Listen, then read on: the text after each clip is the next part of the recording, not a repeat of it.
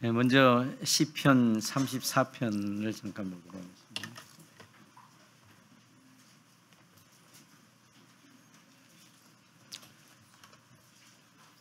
음, 15절을 같이 보도록 하겠습니다.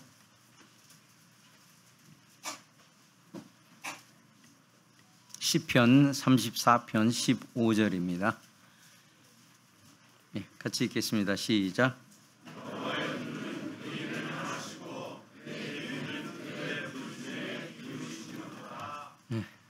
아멘입니다.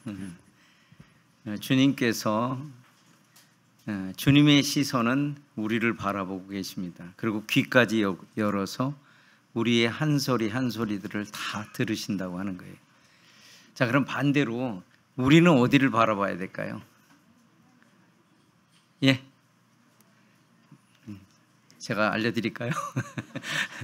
그 사람이 이렇게 인간 관계를 맺으려면은 눈과 눈이 마주쳐야 되잖아요.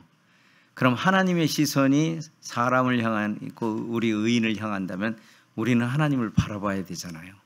그럼 그 시선이 만나면 뭐가 되죠? 불꽃이 튀길 거예요. 오늘 막 이렇게 새 삶을 시작한 신혼부부도 자주 쳐다봐야 되잖아요. 쳐다보지 않으면 관심이 없는 겁니다. 그것과 똑같습니다. 우리의 삶에는 하나님의 시선이 머무는 그곳을 우리는 향해야 합니다. 하나님은 늘 이 땅을 보고 계셔요. 그리고 땅에 있는 성도를 바라보고 계십니다. 그럼 우리는 하나님은 완전하시고 완벽하시기 때문에 땅을 보고도 실망치 않으십니다. 그런데 우리는 땅을 보면 안 돼요. 그리스도인은요. 땅을 보면 다 실망과 낭망이 있습니다. 그래서 그리스도인은 어디를 봐야 소망이 생기고 희망이 생기냐면 하늘을 봐야 되는 거예요. 그래서 그 시선이 맞닿는 지점이 우리들의 그 신앙 생활이 돼야 된다라고 저는 이렇게 생각을 합니다. 그 50분 안에 45분 안에 끝내야 돼서 좀 빨리 가야 될 것 같습니다. 이것이 그냥 태국에서 흔히 보는 그 일상입니다. 제가 여러 번 말씀드렸기 때문에 태국의 다른 사항들은 이제 말씀을 드리지 않아도 될 것 같아요. 그래서 늘 이렇게 길거리에서 아침 6시나 6시 이전에 볼 수 있는 광경들입니다. 우리나라에서는 좀 볼 수 없는 그런 것이에요. 그래서 이 태국의 불교는 조금 우리가 생각하는 불교와 많이 다른 그런 종교예요. 원래 태국 불교라고 하는 자체가 천국 지옥이 없습니다.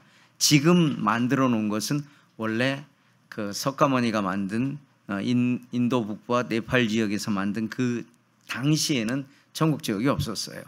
근데 후에 이 700년 후에 이것을 만들어서 그 불교가 이제 약간 종교로 편입되는 이런 상황들을 맞게 됐어요. 한 5년 내에 이 불교의 이 사상이 약 1억 명까지 다다랐다고 그래요. 엄청난 이 성장이 있었어요. 근데 그것이 지나면서 천국과 지옥이 없기 때문에 사람들에게는 그것이 어떤 사상으로 되었기 때문에 그것을 이렇게 개혁한 것입니다. 그래서 태국의 불교는 힌두교가 50% 있는 상태에서 불교가 세워진 거예요. 그래서 원래 불교 자체는 이렇게 잡신이나 이런 걸 섬기지를 잘 않았어요. 근데 그게 섞여 있기 때문에 그렇습니다. 그리고 아이들이 여기서뿐만이 아니에요. 아침에 이런 거를 보고 이거 지금 굉장히 젊은 사람들이 그러거든요. 그다음에 실제로 컨켄에 있는 왓농웽이라고 하는 9층 절이 있어요. 그래서 컨켄을 간 사람은 반드시 거기를 지나가야만 컨켄을 왔다 갔다 할 정도로 아주 유명한 절입니다. 9층까지 있고 걸어서 올라가야 됩니다. 그래서 옛날에는 그런 높은 건물이 없어서 거기 들어가면 컨켄이 다 보이는 지역이에요. 그런데 그곳에서도 동일한 것이에요. 다 보여지는 어떤 그런 것이 이 용과 뱀과 이것은 기독교적인 입장으로 보면 이건 다 사탄이 하고 있는 거래요. 그래서 전혀 그 대부분 사탄이 잘하는 거는요, 속이거나 숨어 있다가 어떤 역할을 하는 것이거든요. 근데 태국에서는 숨어 있질 않아요. 그냥 다 드러내놓고 실체를 다 드러내놓고 해도 되는 그런 지역에 왜 대다수가 다 그런 것이기 때문에 그렇습니다. 그래서 95%의 그 불교인들이 있고 3%의 모슬림이 있습니다. 그리고 기독교는 약 0.1% 정도밖에 되지 않는 그런 곳이에요. 그러면 복음이 안전해졌는데 그럼 복음이 전혀 들어가지 않았냐? 아닙니다. 복음은 이미 성경이 번역이 된 지도 230년이 넘습니다. 일본과 비슷한 그런 상황들이 됐어요. 그리고 이 민족성은 일본을 아주 유사하게 닮았어요. 스스로 자존심이 아주 강하고 또 이 직선적이지 않습니다. 그리고 이렇게 뭐를 이렇게 한국 사람들은 그렇다고 그러거든요. 강을 건너갈 때 냇가를 이렇게 건너갈 때 한국 사람들은 들어가다 어떻게 되면 그때 한번 처리해보자 그러고 일단 발부터 담그는 게 한국 사람이래요. 그러면 일본 사람들은 어떻게 하냐면 그거를 분석을 한답니다. 깊이는 얼마가 되고 길이는 얼마가 되고 이렇게 하다 한국 사람은 이미 빠져서 건너갔는데 그 사람 출발도 못하고 있는 게 일본 사람이래요. 중국 사람은 약간 중간 정도라고 하는데 이분들은 아주 일본 사람과 많이 닮았어요.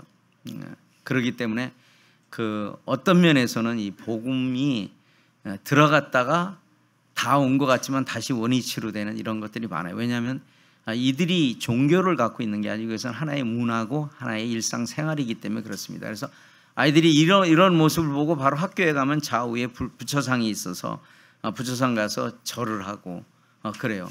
심지어 우리 주일 학생들을 이렇게 태우고 오면은요, 걔들이 막 찬양 부르는데 부처를 보면서 찬양을 하면서 경배를 하는 이런 모습이 보여요. 아이들이 막 이렇게 가다가 찬양을 예를 들면 예수님 찬양하는데 부처상을 딱 보면 거기다 또 절하는 우리에게는 전혀 보기 어려운 이런 일들이 있는 곳입니다. 저희가 이제 하고 있는 것 중에 저희 아내가 이제 주로 담당하긴 하는 일입니다만은 이 한글학교 관련 이런 것을 하고 있습니다. 그래서 여러분 국어와 한국어는 다릅니다. 그래서 외국인들에게 한글을 가르쳐 주는 걸 한국어라고 합니다. 그래서 국내에서 하는 건 이제 국어고. 그래서 지금 학교에서 여기 학생이 지금 잉이라고 하는 잉은 이제 한글로 써가지고 제가 정확히 모르는데 아마 여자라고 하는 것을 이렇게 표현하고 있는 것 같아요.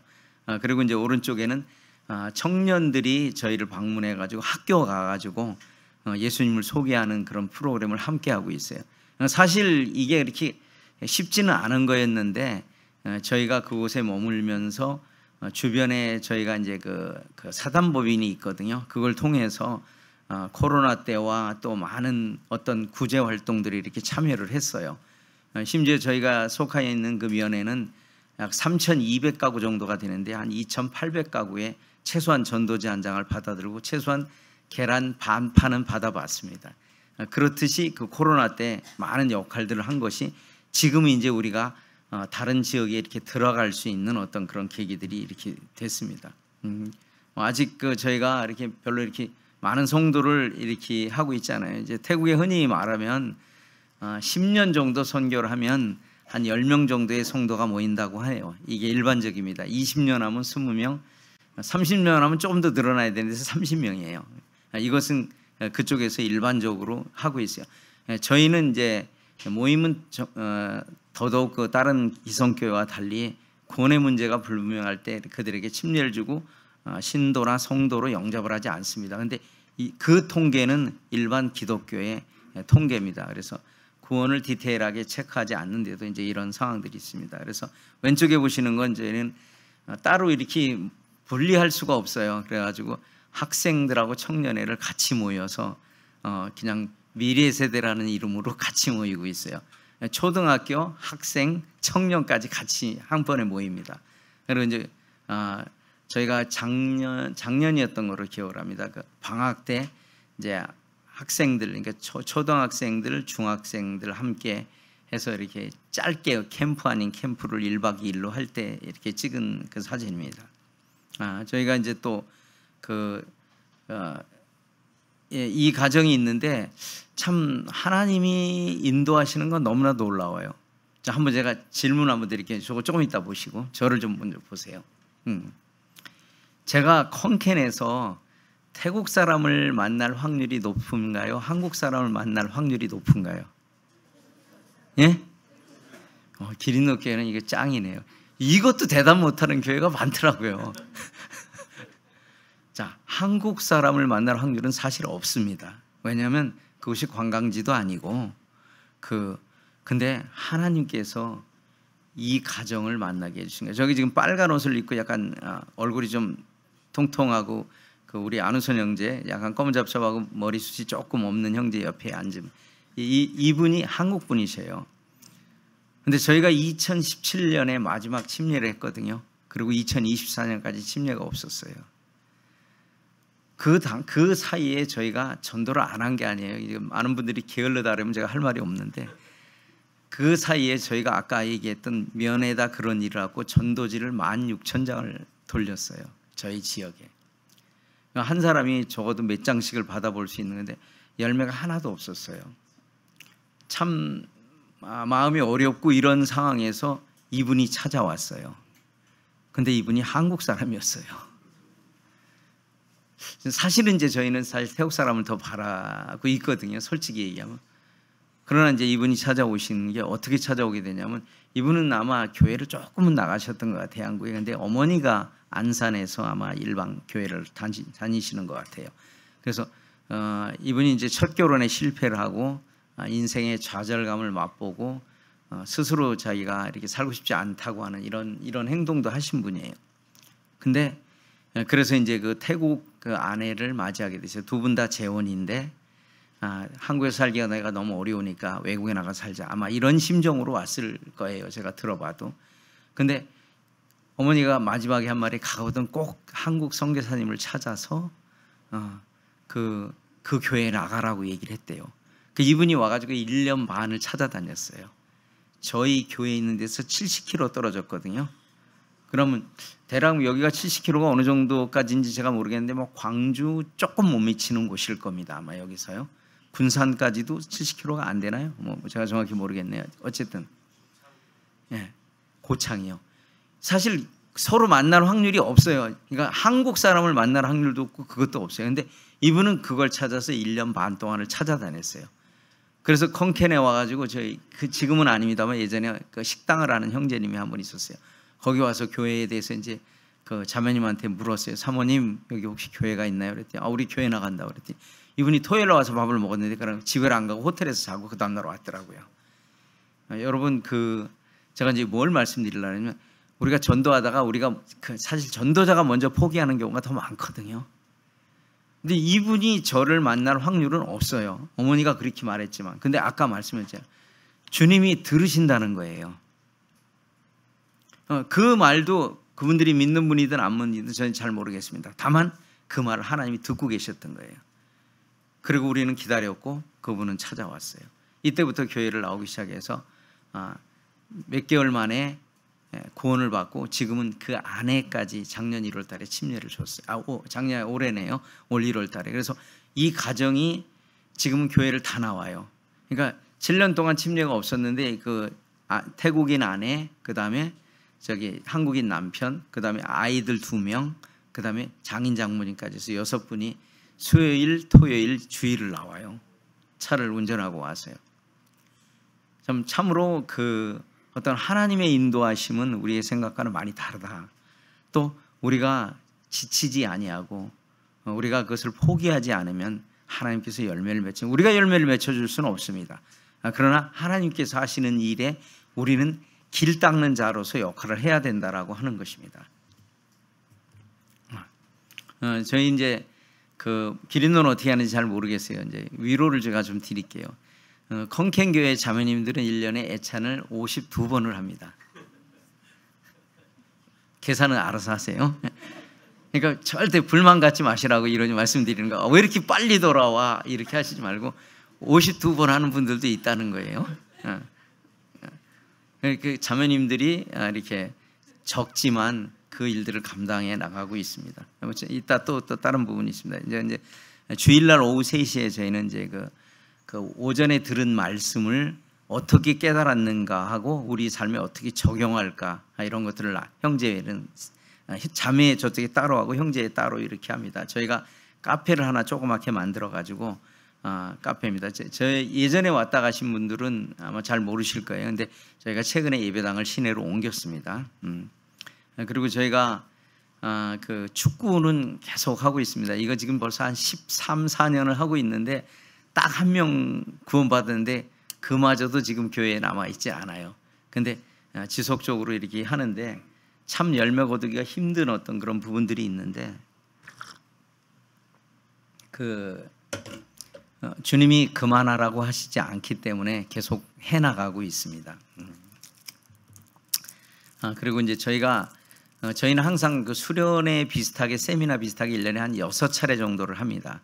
6차례에는 항상 그 외국 사람들과 함께 합니다. 그래서 저희는 이렇게 컨퍼런스를 하면은 그 수양회를 하면은요 국제 수양회 항상이요. 주변에 이제 가까운 나라에서 일꾼들이 오고 또 최근에는 이제 제가 좀 젊은이들을 좀 보내달라고 요청을 해서 이렇게 합니다. 그래서 그 다음에 저희가 그 수련회는 저희 교회만 하는 게 아니라 일반 교파교회 분들도 초청을 합니다. 그래서 이분들이 와서 함께 이렇게 모여요. 그래서 저희는 저희 성도들은 다 해봐야 여기에 3분의 1 정도밖에 안 돼요. 그래서 크게는 L국에서 오시는 분들, 그 다음에 가깝게는 이제 주변에 있는 교회. 이게 주변이라고 해서 가까운 건 아니고요. 120km 정도 떨어진 데서 이렇게 옵니다. 그렇게 와서 함께 하고 있습니다. 그리고 이제 주님께서 7년 만에 그 형제를 보내주고 형제를 구원하게 하는 그 좋은 계기가 이 전도수련을 통해서 이루어졌어요. 물론 이 친구는 제가 안내하기도 전에 오자마자부터 막 떡을 떼기 시작을 했어요. 안내하기 전에부터. 그 중간에 이렇게 막 하지 못하게 하기가 좀 그렇더라고요. 그래서 조금 기다리자라고 이렇게 얘기를 하고 이제 나중에 말씀드렸더니 이렇게 따르셨어요. 근데 이때 주님께서 또 그 7년 동안에 우리가 하면은 이제 주님이 역사하지 않으니까 포기해도 될 만한데 주님께서 이때 어떤 역할을 하셨냐면 원래는 우리가 사건이라고 하는 한 200km 떨어진 곳에서 전도수련을 하려고 그랬었어요. 그 시골에 있는 그 자매님 있는 곳에서. 근데 갑자기 자매님 남편이 안 믿는 분이신데 병원에 실려가고 막 이러면서 그것이 취소가 됐어요. 그러니까 지금 마땅히 할 그 일들이 없었어요. 그래서 제가 저희에서 120km 떨어진 교회 목사님 부부가 있어요. 저희가 한 15년 전부터 계속 이렇게 복음을 전해왔던 그런 분들이었어요. 이분한테 전화를 드렸어요. 목사님, 우리가 이런 걸 좀 해서 그쪽 교회에 이렇게 수련을 좀 하면 좀 어떻게 해도 되겠네요. 그랬더니 오라고 그러시더라고요. 거기서 주님이 또 역사하셨어요. 저희가 이제 전도수련회 팀을 가서 집회를 하기 전에 개인 상담을 통해서 그 목사님이 깨졌어요. 그분이 14년, 15년 동안 안병환 선교사가 말했던 말을 이제 오늘 깨달았다고 그분이 그 얘기를 하셨어요. 그 집회 전에 그분이 깨닫고 참 감사가 됐어요. 그리고 거기에 또 놀라운 역사가 있었어요. 그 자리에서 필리핀 사람이 또 구원을 받았어요.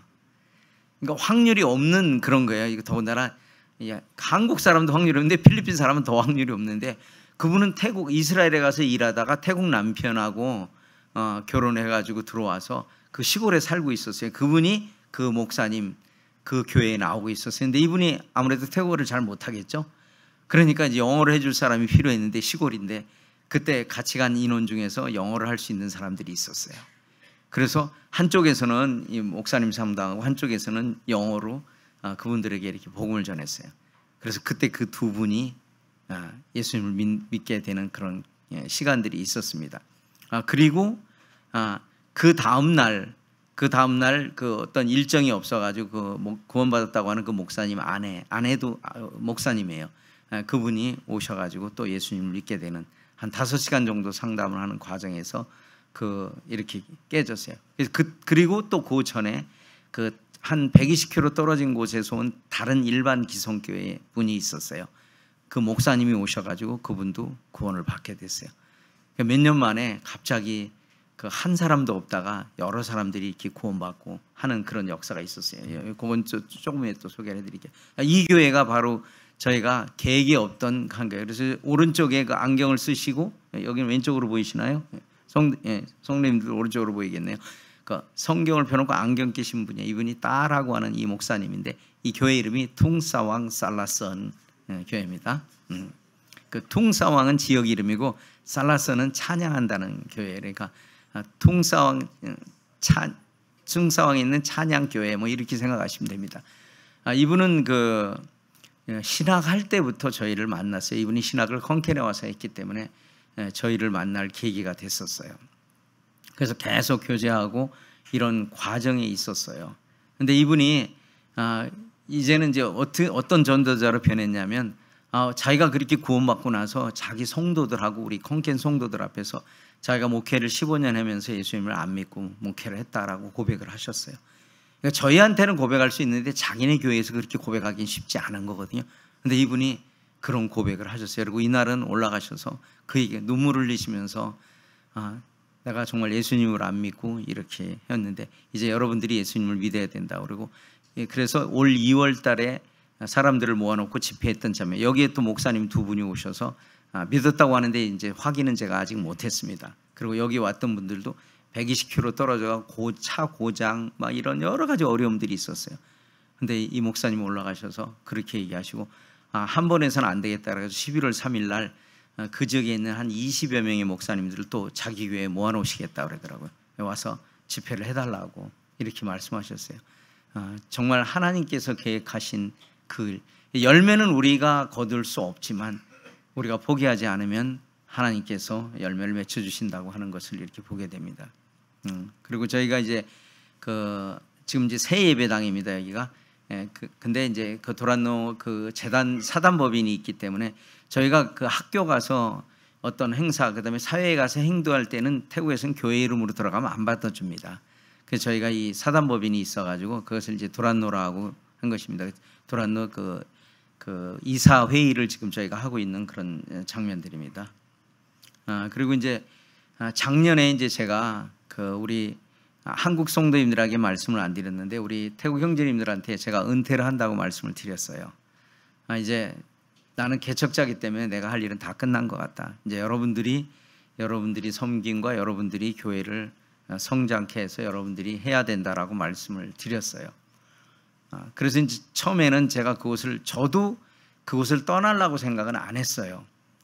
근데 제가 있으면 영향력이 미치기 때문에 저는 그곳을 떠나기로 마음을 먹고 형제님들한테 얘기를 했어요. 제가 떠난다고 하니까 왜 떠나느냐라고 이런저런 말씀을 많이 하셨어요. 그리고 어느 한 날 여기 빨간 옷 입은 그 머리숱이 좀 빠지신 형제님이 저를 찾아왔어요. 이분이 이제 1월 달에 장로로 세워졌습니다.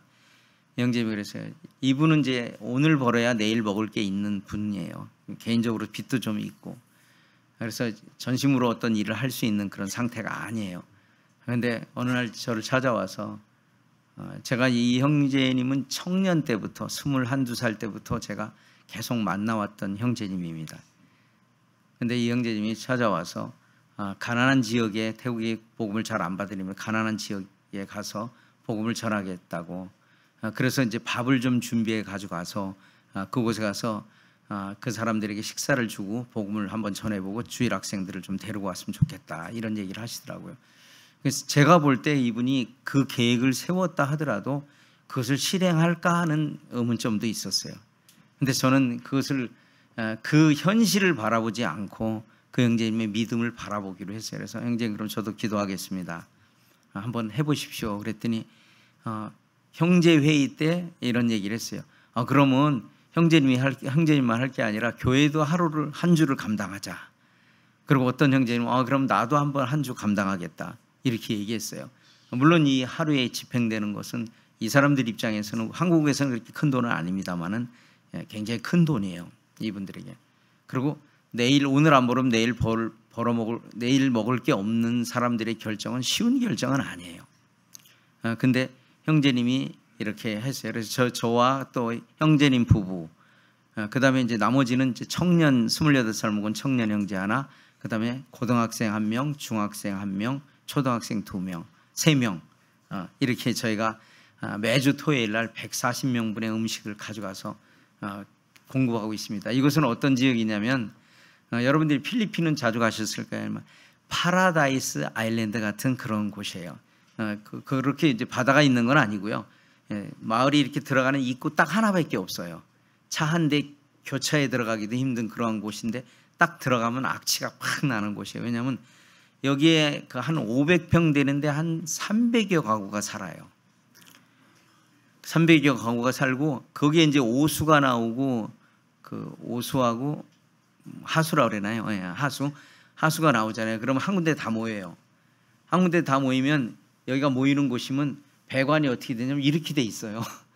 그러니까 물이 흘러나갈 수 없는 구조가 돼서 여기 어느 정도 차야만이 나요. 그래서 항상 거기는 악취가 나 있는 그런 곳이에요. 그리고 이곳에서는 이제 누워서 움직이지도 못하고 국가에서 혜택을 못 받는 이런 사람들이 굉장히 많이 있습니다. 그래서 여기서부터 시작을 해서 지금은 이제 형제님들이 확장을 해가지고 다른 기차역 주변에도 이렇게 하고 있는 그런 일들을 하고 있습니다.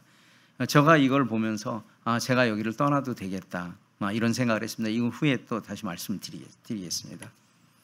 그리고 이제 이건 저 사건의 그 한 자매님 집들이라면서 사람들이 이렇게 모였을 때 이렇게 복음을 잠깐 전해달라고 그래서 이렇게 전하는 그런 장면들입니다. 그러니까 그 할 수 있는 일들이 많아요. 그곳에서는. 그리고 사실 어떤 게 역사할지 모르기 때문에 저희가 이것저것을 이렇게 많이 하고 있는 그런 입장입니다. 여기 저희 형제 청년 형제인데 청년 형제 그다음에 자매들이 이렇게 길거리에서 나가서 사람들에게 전도도 주고 교제하고 있고 전도하는 그런 장면들입니다. 이제 우리 형제들이 저희 교회 주변에 있는 사람들에게 선물 보따리 들고 나가서 이렇게 전도하고 이런 일들을 매주 거의 토요일 일요일을 지금 하고 있습니다. 그리고 저희가 이제 주일학교도 이렇게 모이고 있어요. 많이 올 때도 있고 이제 적게 올 때도 있지만 이렇게 하고 있습니다. 한번 볼까요?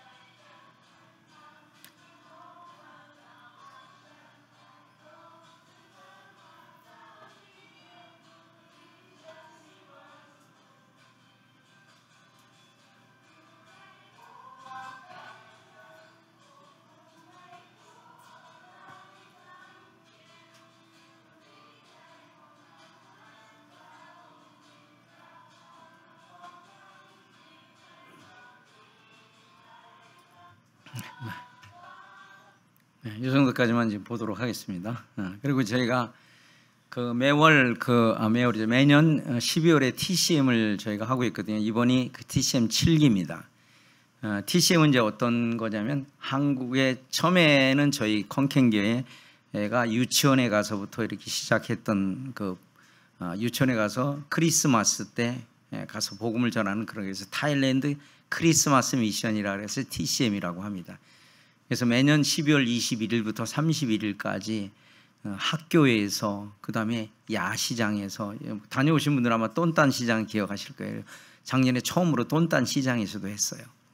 그리고 이제 대학교나 이런 쪽으로도 좀 더 확대해 나가려고 그래요. 그리고 작년에 같은 경우는 또 시골에 그 일반 기성교회 가서 해준다 그랬더니 한 6개 교회가 모여가지고 또 저희가 복음을 전할 수 있는 그런 기회가 있어요. 이것은 지금 한 학생이 800명 정도 됩니다. 우리 여기 선생님들도 계시고 학생들도 있지만 한국에는 이미 복음 전할 자유가 없어졌잖아요. 태국은 더 자유가 없는데 길이 열렸어요. 제가 이제 뭘 말씀드리려면 한국에 와서 봤더니 어제도 이렇게 오늘인가 어제인가 이렇게 보니까 뭐 차별금지법 이런 것들이 많이 이제 그런 게 선포가 되면 복음 전하기가 어렵다고 말합니다. 태국은 이미 차별금지법이 이미 실행된 나라입니다. 통과된 나라입니다. 근데 길이 없는 건 아니에요.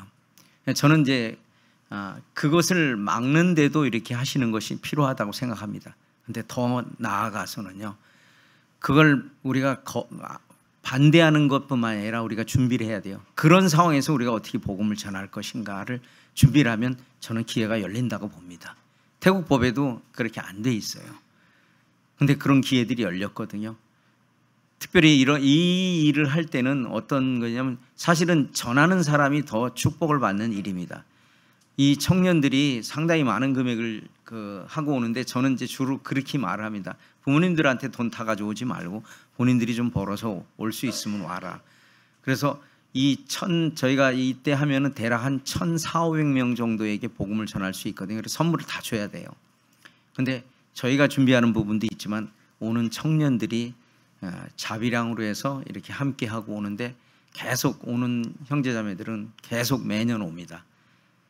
그럼 어디서 나는지는 제가 잘 모르겠습니다만 또 한 예화가 있는데 정말 우리가 오늘날 그 믿음으로 사는 삶을 무엇으로 보여줘야 될 거냐 하는 그런 부분이 있어요. 어느 서울 쪽에 있는 형제인데 내년에 그러니까 12월 달에 오잖아요. 그 다음에 결혼을 앞두고 있는 형제였어요. 결혼 날짜까지 하고요. 근데 그 형제는 어떤 교회 행사만 할 때마다 하면은 그 팀장이나 이런 사람이 쉬어주지도 않고 막 이렇게 하는 그런 상황이었어요. 그래서 이 형제가 내가 이번에는 마지막 기회인데 결혼하면 못 갈 것 같으니까 와야 되겠다고 생각을 하고 이제 사표를 낼 각오까지 하고 팀장을 찾아갔대요. 그래서 팀장한테 얘기를 했답니다. 저 이러이러한 일로 맨날 그 교회 간다면 빈정대고 핍박하고 막 그랬던 사람이요. 그 일 다 얘기를 하고 있더니 팀장이 그러더래요. 그래 갔다 와. 갔다 와. 내가 휴가도 이렇게 저렇게 조정해 줄게. 그러고 나오면서 보너스까지 주더래요. 10만 원. 제가 뭘 말씀드리려고 그랬냐면 우리가 하나님의 어떤 그런 부분에 있어서 우리가 지식이 없는 믿음은 이것은 문제가 있는 겁니다. 그러나 또 지식이 있는 믿음과 우리가 행함으로써 그것을 순종함으로써 완성을 하는 것입니다. 우리의 삶에 그리스도인이 하나님의 말씀을 받고서 순종하지 않는다고 한다면요 안 되는 거예요. 왜? 우리는 우리 의지를 들어서 하나님께서 말씀하신 것을 순종할 때 그것이 말씀이 역사해서 다른 영혼들에게 퍼져나가는 것입니다. 그 형제가 얼마나 힘을 받고 가는가 몰랐어요. 사표를 던질 각오라고. 정말 대책 없는 청년 아닌가요? 다음에 결혼해야 되는데. 뭐 제가 그렇게 하라는 의미로 말씀드리는 것이 아니라 정말 우리가 오늘날에 젊은이들이 그런 마음을 갖고 저는 다시 이 리바이벌하는 이런 부분들이 돼야 돼요. 불과 20~30년 전에는 구원만 받으면 다 주님 사역을 해야 되는 것으로 다 모든 성도들이 여겨졌어요. 오늘날 왜 그렇게 됐는가? 그건 기성세대의 책임도 있다고 저는 믿습니다. 그러나 저는 또다시 말씀을 드립니다. 그런 것을 우리가 다시 보게 될 때 우리는 주께로부터 오는 힘을 얻고 우리의 마음의 시온의 대로를 펼쳐갈 수 있다고 하는 거예요. 시편에 그렇게 돼 있죠. 주께 힘을 얻고 그 마음에 시온의 대로가 있는 자는 복이 있다고 그랬어요. 우리가 복이 있는 자로서 살아가려고 하면은요 결국 이 땅을 바라보면 우리가 복 있는 자로 살 수가 없어요. 이 땅에서는 행복이 없습니다. 이 땅에서는 우리가 바랄 수 있는 게 아주 제한적이라고 하는 거예요. 하나님은 이스라엘 민족을 하나님 없이 못 사는 애굽 땅에서 농사를 질 때 발로 쿡쿡 밟아서 농사를 졌다라고 표현하거든요. 쉽게 했다는 얘기입니다. 근데 하나님께서 그들을 광야와 가나안 땅으로 인도해서 가나안 땅을 이렇게 표현하고 있어요. 비가 물을 흡수하는 땅이래요. 가둘 수 없다는 얘기입니다. 그러면 농사 짓는 비교를 해보면 농사하시는 분들 다 알잖아요. 하나님이 왜 이렇게 하셨을까? 하나님이 혹시 그런 지식을 모르실까? 이런 의문을 생각해 볼 수 있는 거라고 하는 거예요. 하나님 그렇지 않다는 거예요. 왜? 가나안 땅은 왜 우리에게 어떤 상징적인 의미를 주냐면 하나님 없이 살 수 없는 땅. 농사를 심고 이른 비와 늦은 비가 없으면 수확을 할 수가 없어요. 그러니까 그들은 하나님 앞에 기도했고 하나님께서 이른 비와 늦은 비를 내려주시는 것에 감사하는 삶을 산 거예요. 우리 환경이 어렵습니까? 아닙니다. 환경이 어려운 거는요 그렇게 우리에게 중요하지 않아요. 우리가 환경의 지배를 받는다 우리 그리스도인의 빛을 잃어가는 거예요. 이런 길들이 열리는 걸 저를 보면서 제가 믿음이 있어서 아니 우리 형제자매들이 힘이 있어서 아닙니다. 우리 형제자매들 대부분 하루 벌어서 하루 먹고 사는 거 이만한 일을 감당할 만한 우리 그런 위인들이 못 됩니다. 근데 우리 마음에 주님께 소망을 품고 주님의 시선이 그곳을 향하는 곳에 우리가 가게 될 때 이 일들이 이루어지는 거예요. 이분들은 1년 전에 벌써 예약을 했어요. 내년엔 4시간짜리로 해달라고요. 우리 마음대로 복음 전할 수 있도록 허락해 준 거예요. 물론 이들이 거듭나고 안 나오고의 문제는 우리의 문제는 아닙니다. 우리가 간절히 기도하지만 그 일은 하나님이 열어주시면 열어질 것이고 하나님이 열어주시지 않으면 열리지 않을 것입니다. 여러 가지가 있습니다. 가가지고 그냥 한복 입고 이렇게 해도 패션쇼 하는 것 같지만 이걸 통해서 사람들의 마음을 가져올 수 있고, 이것이 학교 가가지고 저희가 자매님들 또 선생님들이 있나요? 제가 정확히 안경을 안 써가지고 안 보이는데 그 현지 선생님이 있구만요.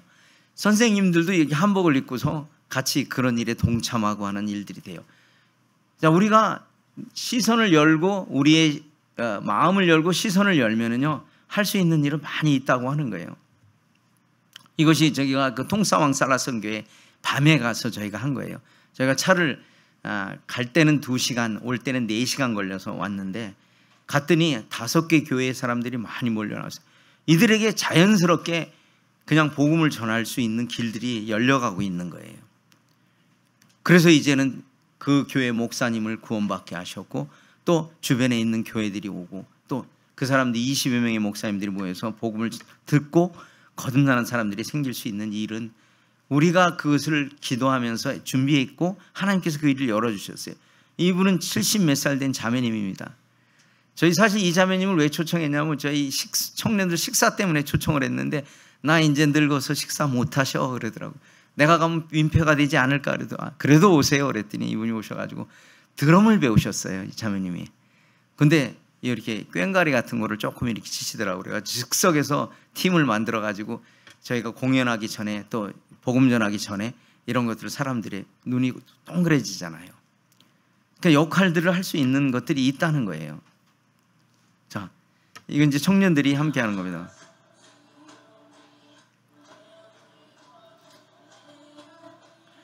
여기는 초등학생 학생도 있어요. 가운데 있는 그 학생이 초등학교, 저 당시 6학년이었습니다. 지금은 중학생이 됐는데,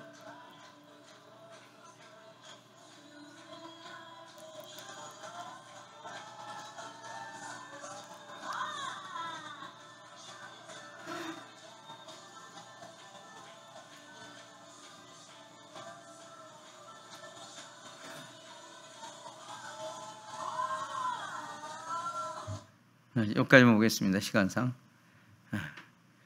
그리고 또 이렇게 복음 전할 수 있는 길들이 또 있습니다. 제가 제 아들을 없어가지고 이걸 끌어놨으니까 절대 뭐 주최 측의 농가는 아닙니다.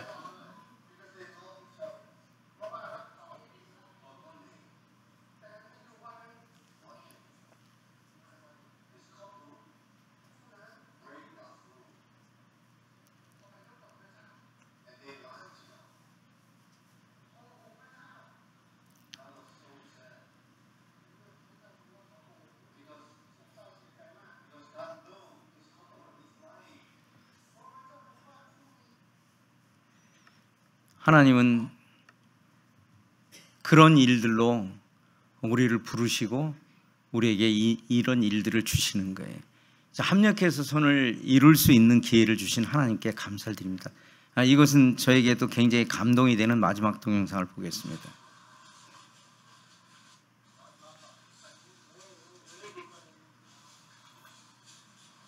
아까 그 구원받았다고 하는 그 김주연 형제님 가정에 의해서 일어났던 일입니다. 자, 무언가를 버리고 있죠? 뭘 버리고 있을까요? 우리가 가장 선교지에서 기쁘게 볼 수 있는 건 그 사람들이 우상을 버리고 돌아온 것이 정말 눈물 나는 일이에요. 근데 이거는 예수님을 믿고 우상을 버렸으면 그것도 감동인데, 예수님을 안 믿은 사람이 우상을 버리고 있는 모습을 봐서 저희는 더 감동이 돼요. 이게 어떤 일이냐면, 저희가 그 김주현 형제님이 구원을 받고 자매님이 해서 그 집에 매주 화요일이나 목요일 날 제가 방문해서 성경 공부를 해요. 그 가족들 대상으로. 그랬더니 할머니가 그게 듣기 싫으니까 자기다 갖다, 원래 우상단지가 집 앞에 왼쪽에 있었어요. 근데 그걸 놔뒀는데 거의 뭐 허름해가지고 보이지도 않아요. 그랬더니 우리가 자꾸 가니까 이걸 반대하려고 갖다 새 거를 사다가 딱 보이는 데다 만들어 놓고 계신 거였어요. 그래서 제가 할머니한테 가서 그랬어요. 오기 전에, 얼마 전에 이건 한 일입니다. 할머니한테 그랬어요. 할머니, 제가 이 집 오는 거 좋아요, 싫어요? 그러니까 좋대요. 그럼 저도 좋은데 제가 오면서, 이 집에 오면서 딱 하나 불편한 게 있습니다. 그랬더니 할머니가 씩 웃으시더라고요. 빨간 거? 그러시더라고요. 당신이 그렇게 계획을 했어요. 그래서 제가 그랬어요. 할머니, 치우시기 힘들 것 같으니까 제가 대신 치워드릴 수 있거든요. 그 대신 할머니가 허락하시면 제가 보내드릴게요. 제가 2주 기다렸습니다. 아직 안 믿으셨거든요. 그랬더니 결정을 하셨어요. 제가 이제 한국에 오기 전에 이거를 없애야 되겠다고 생각을 했어요. 그렇게 기도를 했고, 그랬더니 할머니가 치라고, 그래서 갖다 버리는 장면이에요. 아직 안 믿으시면, 이분이 약간 치매도 약간 있으시거든요. 어쨌든 복음을 전하면 그 시간에는 총명에 있어서 물어보면 대답은 하셔요. 근데 제가 보기에 아직 좀 미흡한 부분이 있어 기다리고는 있습니다. 만약에 우리가 그 인내하지 않고 그런 부분들이 있었다고 하면 굉장히 어려운 부분들이 있었을 겁니다. 제가 말씀을 드립니다. 아까 이제 제가 그 형제들에게 은퇴를 합니다. 그래서 남원교회하고도 다 얘기가 돼서 제가 내년 4월부로 선교사를 은퇴를 합니다. 그러나 선교 사역은 은퇴를 안 하기로 결정을 했습니다. 그리고 제가 이제 이곳을 떠나서 어디를 갈까, 뭐 옛날에는 뭐 이렇게 손에다 물고 탁 튀긴다고 하는데 그런 건 아니고요. 제가 태국을 지도를 펴놓고 생각을 해봤어요. 어느 지역에 복음이 없는가. 보니까 태국의 남부, 북부, 동북부, 방콕 주변, 중부 다 모임이 있어요. 물론 전체 다 합쳐봐야 12개밖에 안 됩니다. 근데 이 동부에 약 6개도가 있는데 이곳에 모임이 없었어요. 그리고 그곳에는 이제 공단이 있는 그런 곳입니다. 그래서 제가 주님 원하시면 제가 저기를 가겠습니다. 많은 분들이 저를 잘 아는 분들이 있어요. 왜 은퇴라고 꼭 가야 되느냐. 아니, 저하고 제일 제 옆에서 자는 사람도 별로 제가 그렇게 하는 것에 탐탁해 하지 않으셨어요. 근데 제가 어느 날 말씀을 읽는 가운데 한국에 들어오면서 말씀을 준비하고 뭐 여러 가지를 했습니다. 근데 주님이 자꾸 저의 그 시선을 마태복음 7장에 두고 계셨어요. 13절, 14절에 보면, 지금 찾지는 않겠습니다. 보면은 거기에 좁은 문이 있고 좁은 길이 있습니다. 좁은 문은 그리스도의 문입니다. 우리는 이미 그 문을 통과해서 들어왔어요. 그 문을 통과해서 나온 사람들은 의지적으로 좁은 길을 선택해야 돼요. 그 길은 하나님이 함께 하시는 길이라 그랬고 그 길 끝에는 주님이 하시는 길이었어요. 좁은 길은 많은 사람들이 가지 않는 길이었어요. 그래서 저는 어게인 1999년을 생각해 보게 됐어요. 제가 1998년도에 1997년도에 태국을 들어갔다가 1년 반 지난 다음에 모든 것을 정리하고 들어갔다가 그나마 남은 것도 정리하고 제가 필리핀 민다나오를 들어갔습니다. 그때 제가 가지고 들어간 돈이 40만 원이었어요. 그리고 저희 아들, 저 아내 보따리 13개 들고 비행기, 그 당시는 비행기에 짐 2개 제한이 없었습니다. 그래서 13개를 제가 한 5-6개 들고 2개씩 막 이렇게 들고 해서 집도 안 얻어놓고 들어갔거든요. 제가 지금 생각해도 참 미련한 거였어요. 근데 하나님이 그런 것도 그냥 우리의 여호와의 눈은 의인을 향하신다 그랬어요.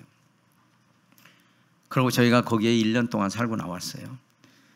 다른 데서 헌금이 들어오거나 한데 제가 그 당시에 제 기억합니다만은 99년도인가 제가 잠깐 들어왔다가 기린노교회를 잠깐 방문한 적이 있었습니다. 근데 그때 주님께서 놀라운 일들을 하셨어요. 우리 아이가 학비가 없는데 저희 아들이 좀 불효자거든요. 그래서 학교 가서 제가 돈이 없으니까 시험을 좀 떨어지라고 제가 생각을 했어요. 근데 우리 아들이 불효자라서 가서 학교 가고 오더라고요. 학교 보낼 돈이 없는데, 근데 하나님은 뭘 생각하셨냐면 이미 그곳에서 선교하고 있는 침례교 선교사들 통해서 우리 아이 학비나 이런 것들을 다 준비해 놓으셨어요. 저희가 거기 갈 계획이 없었거든요. 한 번도 그곳을 계획한 적이 없었어요. 저희는 도착했고 당일날 도착해서 방을 얻고 들어가고 돈이 다 떨어졌습니다. 그런데 주님이 1년 동안 거기서 저희들 살게 해주셨어요. 뭐 많은 일들이 있습니다. 근데 그 가운데 하나님은 저희와 함께 하셨고 그곳에서 제가 간 여러 가지 이유 중에 한 가지가 언어를 배우러 갔습니다. 돈이 없는데 언어를 어떻게 배우냐. 주님이 지혜를 주시더라고요. 제가 그 미국 선교사들은요 공짜로 뭐 안 해주거든요. 그분을 한 2-3주를 계속 쫓아다녔어요. 좀 가르쳐주라고. 돈 가져오라면 돈 없다 그러고. 이렇게 나중에 그걸 그분이 저한테 줬어요. 왜 졌냐면 당신이 나 영어를 가르쳐주면 당신이 선교사기 때문에 당신 목적을 같이 달성하는 거니까 해주라고. 그분이 손 들었어요. 뭐 제가 뛰어나서 그런 게 아니라 저는 그 당시에 가나안 땅과 광야 땅이 똑같은 땅이었어요. 하나님에게 의지하지 않으면 살 수 없기 때문에 제 믿음 때문에 산 게 아니고 하나님이 그곳에 함께 하시고 도우시기 때문에 우리가 그런 일을 할 수가 있었어요. 뭐 그곳에서 많은 일이 있어요. 돈 몇만 원이 없어서 제가 그 세부회를 매주 마지막 제주에 까빌라우를 방문하기 때문에 올라갔었어요. 매번 4만 원 정도의 돈이 있어야 되는데 저희는 그런 돈이 없었어요. 그 주에도 돈이 없어서 갈 수가 없었어요. 그래서 한 10여 킬로를 배낭에다 짐을 지고 걸어가고 돈 있는 만큼 타고 가서 버스 타고 또 내려서 걸어갔어요. 왜냐하면 제가 그렇게 한 이유가 어느 날 제가 어떤 분이 이메일을 보내주셨는데 시베리아에서 있었던 일인데 선교사님이 어디를 가는데 돈이 없다고 미리 포기하지 말아라. 그거는 하나님의 뜻을 모르는 거다. 적어도 자기가 가는 곳까지 갈 수 있는 데까지 가고 거기서 뜻을 기다려라 하는 이런 걸 제가 보게 됐어요. 그래서 저도 그 배가 떠나면 제가 뭐 배를 타고 배가 10시간 거리인데 제가 어떻게 수영을 하고 가겠습니까? 근데 그 갔는데 갈 때까지 돈을 안 주시더라고요. 그래서 제가 그거 다시 또 가방을 메고 올라니까 퍽퍽하고 제가 하나님 앞에 믿음이 없어서 불평을 많이 했어요. 하나님, 제가 나쁜 일하고 하나님의 뜻을 전하러 가는데 왜 이렇게 하셔야 됩니까? 이러고 왔어요. 근데 하나님 그 이유를 알았어요. 우리 기도를 안 들어주시는 이유를 아셨어요. 그 다음날 뉴스가 큰 빅뉴스가 나왔어요. 그 3,000명 정도가 타는 배거든요. 배가 그 세부 가는 그 중간에서 침몰해가지고 600명이 죽었어요. 저도 뭐 거기서 그렇게 될 수 있었어요. 뭐 이런 사건들이 몇 번 있었어요. 자, 하나님은요, 우리를 절대 잠깐 순간도 놓지 않으시는 걸 저는 알아요. 저도 제가 제 마음속에 그 리바이벌 하고 싶은 마음이 있어요. 우리가 그 하나님의 임재하심과 하나님의 뜻을 보려면 우리 기득권을 버려야만 할 수 있는 거예요. 그래서 제가 흔히 말하는 선교사 교육장을 띄고 가기로 했어요. 많은 분들이 반대도 했었지만 제가 무슨 잘나서가 아니고 저도 그 길이 어려운 길이라고 저도 생각을 합니다. 그러나 지금은 그때에 비하면 너무 좋은 상태예요. 그래서 그 길을 가려고 하고 있고 그 길을 준비하려고 하고 있습니다. 제가 이 말씀 드리는 건 혹 마음 가운데 낙심한 것이 있다면요, 그걸 내려놓으십시오. 내려놓고 나시면 그 다음은 주님이 책임지시는 겁니다. 왜? 주님 우리가 늘 함께하고 계시고 우리와 함께하기를 원하시고 우리와 동행하기를 원하십니다. 가나안 땅과 광야의 땅의 가장 큰 특징은 하나님 없이 못 사는 곳으로 하나님 우리를 인도하고 싶어요. 그리고 우리하고 교제하고 싶어 하시고 우리가 사랑을 나누고 싶은 거예요. 근데 애굽 땅에서는 할 수가 없어요. 왜? 할 게 너무나, 우리가 할 일이 너무나 많고 우리가 별로 노력을 안 해도 모든 것을 해결을 받을 수 있는 땅이 바로 그런 땅이 바로 애굽 땅이라고 하는, 이집트 땅이라고 하는 거예요. 고센 땅은 그런 곳입니다. 제가 이스라엘을 몇 년 전에 배낭여행으로 간 적이 있어요. 저는 그 부분을 이렇게 보게 됐습니다. 그 베델 지역에 갔는데 그날 무슬림들의 안식일이었어요. 무슬림들의 안식일은 목요일 저녁부터 금요일까지입니다. 그곳에 이렇게 가가지고 하도 당이 있어가지고 뭐를 좀 먹으러 들어갔더니 그냥 가져가라 그러더라고요. 저는 이해가 안 됐어요. 유대인들은 좋은 사람이고 팔레스타인들은 나쁜 사람, 우리 그리스도인들은 이런 게 딱 이렇게 베껴져 있거든요. 제가 갔다 와고서는 거꾸로 됐다고 하는 걸 제가 알게 됐어요. 유대인들은 굉장히 교만하고 인정도 없고 막 그 팔레스타인이 2000년 동안 살던 나를 어느 날 가서 싹 밀어버리고 돈 한 푼 안 주고 그냥 나가게 살려고 이런 것들이 있더라고요. 다 그런 건 아닙니다만 정책이 그래요. 근데 거기서 모슬렘들은 총 하나 없이 할 게 없으니까 돌 집어던지다 총 쏘면 맞고 떠나가는 걸, 이런 장면도 제가, 장면은 아니지만 그런 걸 들었게 됐어요. 그리고 그날 그 사람한테 물었어요. 당신 이거 왜 나한테 공짜로 주냐니까 그분이 이런 말을 했어요. 당신이 외국 사람으로 우리 마을에 들어온 첫 번째 사람이라고. 아직 복음이 전해지지 않은 곳이 있습니다. 이스라엘 땅에도 있고요. 다른 나라도 있을 겁니다. 그 길을 향해서 우리는 가는 거예요. 선교는요, 국내 선교와 다른 것입니다. 우리가 민족이 다르고 생각이 다르고 그거를 하나님이 원하셨어요. 하나님이 하늘나라에서, 우리가 말한 천국에서 천국의 언어, 온갖 영화만 있는 걸 하나님 먼저 버리고 이렇게 오셨어요. 그것이 첫 번째 선교사였어요. 그리고 이제 우리에게 선교사의 삶을 가라. 우리가 그 비유를 보면 99마리 양을 남겨두고 한 마리 잃어버린 양을 찾으러 가셨잖아요. 이것이 선교입니다. 선교는 비효율적인 거예요. 선교는 효율적으로 뭐를 계산할 수 있는 게 아닙니다. 그리고 선교는 계산해서 나오는 것이 아닙니다. 하나님이 그걸 원하셨어요. 왜? 99마리 돌아보면 되지 않아요? 우리가 그렇게 한국에서는 그렇게 생각할 수 있어요.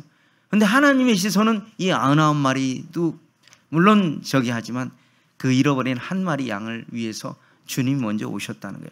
그것이 우리 마음속에 있어야 되고, 우리는 이런 것을 위해서 우리의 마음과 우리의 기도와 우리의 많은 것들을 갖고 그리 나아가야 합니다. 그걸 나아가지 않으면 이 퍽퍽한 한국 땅에서, 어떻게 보면 애굽 땅 같은 이런 땅에서 여러분들이 사시기가 너무 힘들어요. 제가 사는 곳이 환경적으로는 열악합니다만 제가 와서 올 때마다 보고 있는 것은 저희에겐 컬처 쇼크가 있어요. 문화 충격이 있어요. 한국 성도님들이 말하고 하시는 걸 보면서 그런 느낌을 받아요. 저만 받는 게 아니라 외국에 산 사람들이 많이 그런 생각을 갖고 있습니다. 그리고 보여지는 것입니다. 무엇을 위해서 우리가 이 땅에 남아야 됩니까? 우리는 주님이 먼저 주님의 자신의 목숨과 우리하고 바꾸셨어요. 그럼 우리는 빚진 자예요. 하나님이 이 땅을 구원하시기 위해서 하나님 시선이 내려오신 거예요. 근데 우리는 올려다봐야 되는 것입니다. 우리가 이 땅을 바라보면 우리는 그리스도인으로서 빛과 소금의 삶을 살 수가 없습니다. 만족도 없고 나름 만족을 할 수 있을지는 모릅니다. 그러나 그 길은 넓은 길입니다. 많은 사람들이 지금 보고 갈아요. 내가 이렇게 하면 이런 걸 통해서 뭘 노후도 준비하고 은퇴도 준비하고 많은 걸 준비할 수 있어요. 예, 잘하시는 일입니다. 그거 잘못된 것이 아닙니다. 그러나 이제 더 나가야 되는 길은 어떤 길이냐면, 주님이 보여주시는 길을 어떻게 갈 거냐, 우리의 다음 때를 위해서 우리가 그렇게 해야 되는 것입니다. 그들은 힘이 없습니다. 그들은 물질이 부족합니다. 그럼 우리가 그들을 위해서, 우리 기성세대는 내가 버는 것이 내 거라고 착각하지 마십시오. 하나님 도우시지 않았으면 내게 있는 것은 아무것도 없어요. 그리고 우리 청지기라고 하는 거예요. 그 청지기의 마지막을 우리가 살게 될 때, 하나님 앞에 갔을 때 우리가 내놓을 것이 있는 것입니다. 우리가 하나님 앞에 삶을 계산할 때, 내가 세상에서 이렇게 살기 위해서 왔다고 한다면 어떤 마음이 들까요? 우리가 우리끼리는 이해할 수 있어요. 여기 다 그런 환경에서 살기 때문에. 그러나 그렇지 않다고 하는 거예요. 저는 많은 것을 봅니다. 지금 아까 사회 보시는 님 이스라엘 얘기했지만 저는 그렇게 생각을 합니다. 만약에 하나님께서 아직 이란을 멸망시키지 않는다고 한다면, 멸망시킨다고 한다면 아직까지 주님이 오실 때가 조금은 기다려야 된다 하는 생각을 갖게 됩니다. 그 길은 열려야 될 것입니다. 지금 아프가니스탄을 미국이 포기하고 떠나갔습니다. 그래서 이제 중국에 갈 수 있는 길을 거기까지 갔고 지금 거기에 고속천철을 공사하고 있습니다. 이미 인도 차이나의 공사가 다 진행이 되고 가고 있습니다. 이제 그 고속철은 어디를 향해서, 실크로드 옆을 향해서, 여기 뭐 스탄 그렇죠, 거기까지 가고 있어요. 이제 마지막 남은 관문은 아프가니스탄 무너졌고, 이란이 무너진다면, 이란이 어떤 이 2억 군대를 동원할 이 중국을 통한 연합군이 들어올 수 있는 길을 마련한다면 그때는 주님이 오실 것입니다. 언제 오셔도 될 만한 모든 조건들이 구비가 되어 있습니다. 그래서 데살로니가에 보면, 그러므로 우리 이 말, 그러므로 한번 보겠습니다. 이걸 보고 끝내도록 하겠습니다. 데살로니가 전서입니다.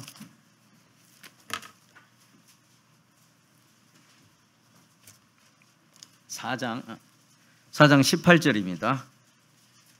같이 읽겠습니다. 시작. 그러므로 이러한 말로 서로 위로하라.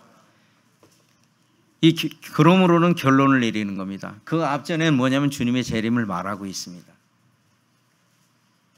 그리고 주님께서 우리에게 어떻게 해주신 것에 대해서 말하고 있습니다.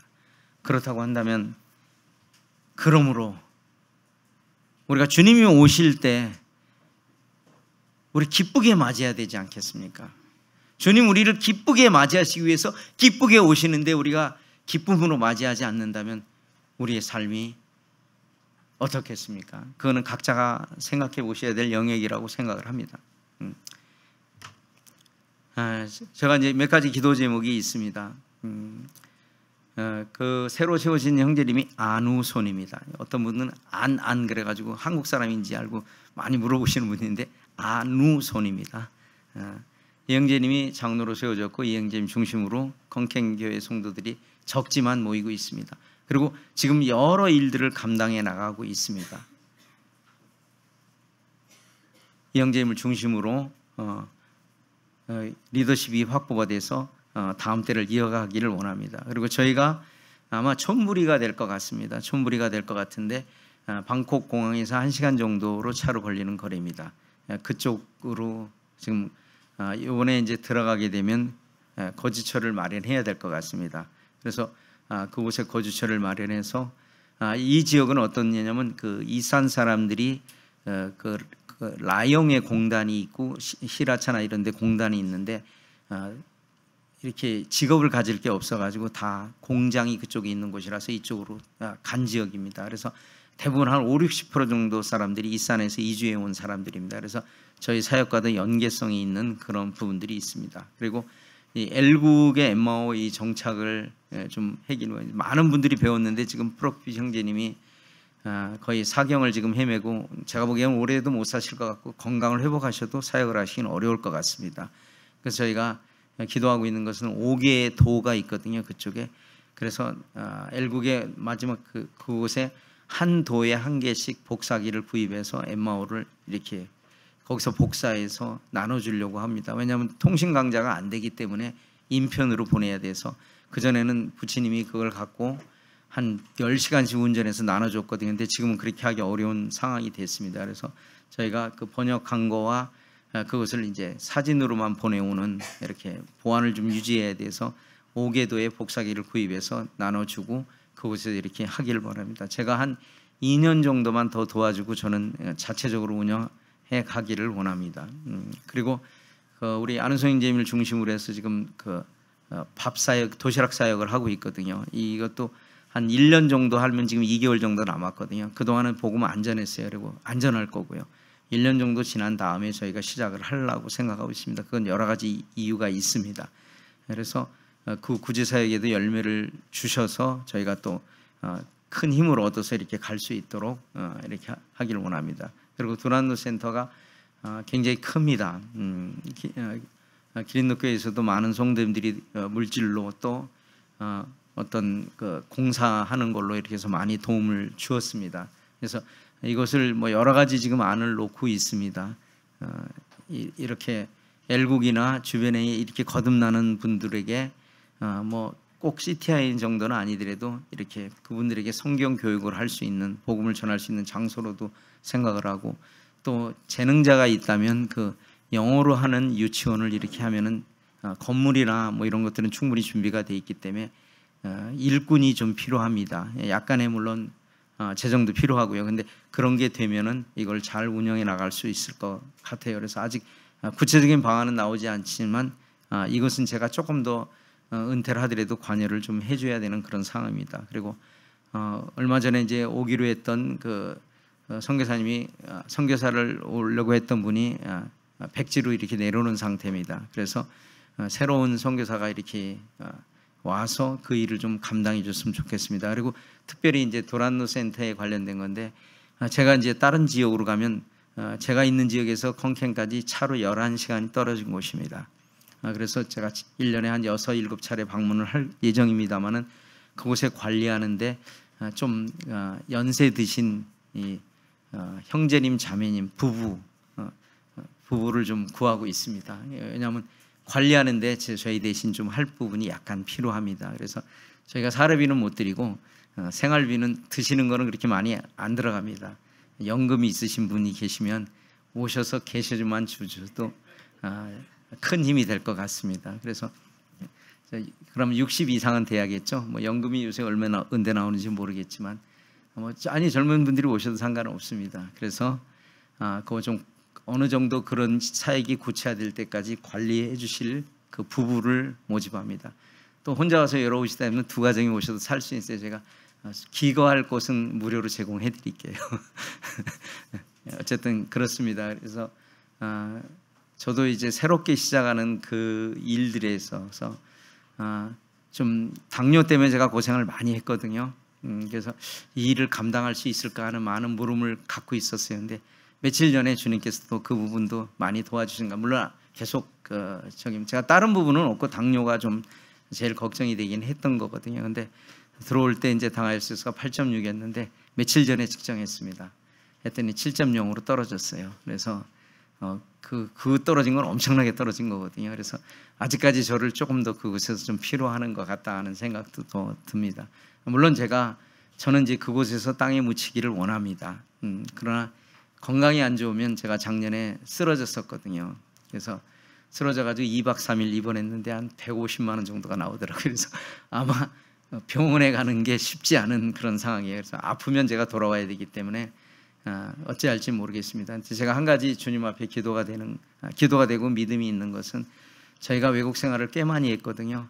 저희는 그때 외국 생활할 때 돈이 없어가지고 병원에 가면은 그냥 감당이 안 되기 때문에 그냥 오면은 주님 나라 갈 수밖에 없는 건데 저는 그 흔한 말라리아, 댕기열 이런 거 아직 한 번도 안 걸렸어요. 왜냐하면 걸렸으면 그때는 그냥 가야 되기 때문에 병원을 갈 수가 없었기 때문에 주님은 여러 길로 우리를 안내하십니다.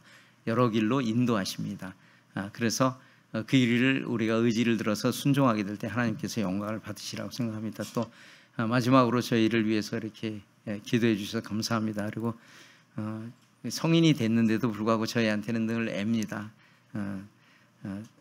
결혼을 위해서 좀 기도해 주시고 아마 가까울지도 모르겠어요. 어쨌든 저희 아들을 위해서 좀 기도해 주시고 또 교회에서 이렇게 잘 형제로서 자라갈 수 있도록 기도해 주시면 감사하겠습니다. 네, 감사합니다.